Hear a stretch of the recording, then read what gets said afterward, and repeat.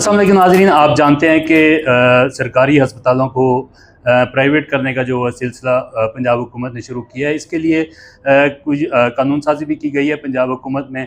लेकिन इससे पहले जो है वो अफवाहें गर्दिश कर रही हैं कि खानेवाल और जहानिया के अस्पतालों को मुल्तान के किसी निजी हॉस्पिटल के हवाले कर दिया गया है। इस हवाले से हमारे साथ डॉक्टर वकास मुनीर मौजूद हैं, DMS AMS हैं DHQ के। इनसे पूछेंगे कि सर ये क्या मामलात हैं, क्या जहानिया और DHQ के जो मामलात हैं वो किसी निजी अस्पताल के ज़िम्मे डाल दिए गए हैं?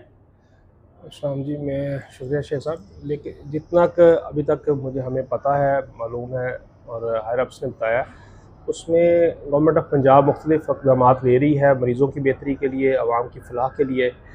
उसमें RHCs और BHUs आउटसोर्स किए गए हैं, लेकिन ताहाल THQ और DHQ की आउटसोर्सिंग का कोई अमल शुरू नहीं किया गया। ये बात कि 1 सितंबर से DHQ खानेवाल या इस तरह DHQ खानेवाल आउटसोर्स किया जा रहा है, ताहाल इस खबर में कोई सदाकत नहीं है।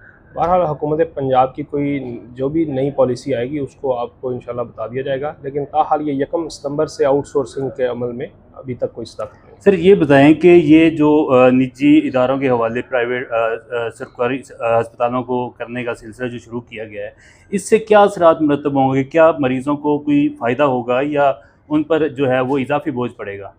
नहीं, इसमें हुकूमत पंजाब जो बेहतर सोच रही है आउटसोर्स करने से, उसमें उनका एक मुआहदा है जिन डॉक्टर्स हज़रात को इन्होंने दिए, उसमें अवेलेबिलिटी ऑफ मेडिसिन भी शामिल है।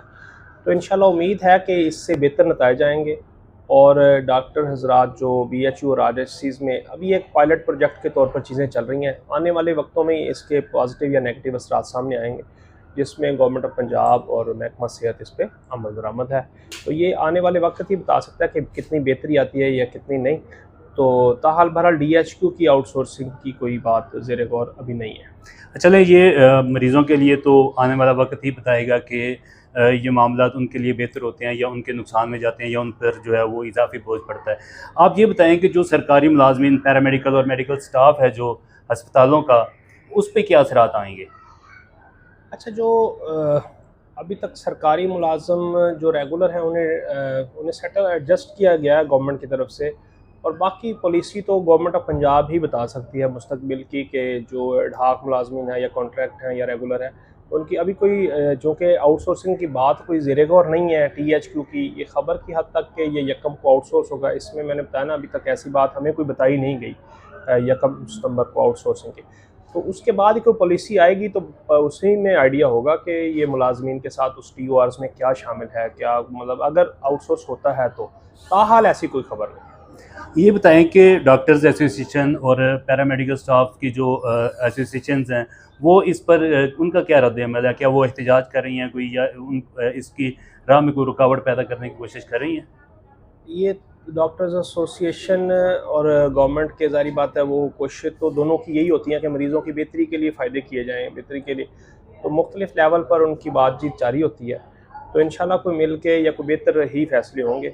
अभी तो ताहाल जिस तरह मैंने बताया कि THQ या DHQ की कोई आउटसोर्सिंग की बात ज़ेर गौर नहीं है, या हमें पता नहीं है। तो जैसे ही कुछ सामने आती है उस हिसाब से फिर बात करेंगे। जी नाज़रीन, आपने सुना कि डॉक्टर वकास मुनीर साहब का भी यही कहना था कि अभी तक इस तरह की जो अफवाहें हैं उसकी कोई तस्दीक नहीं हो सकी।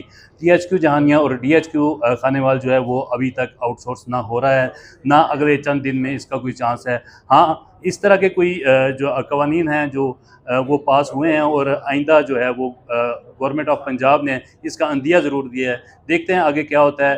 तब तक के लिए मुझे दें इजाज़त। अल्लाह हाफ़िज़।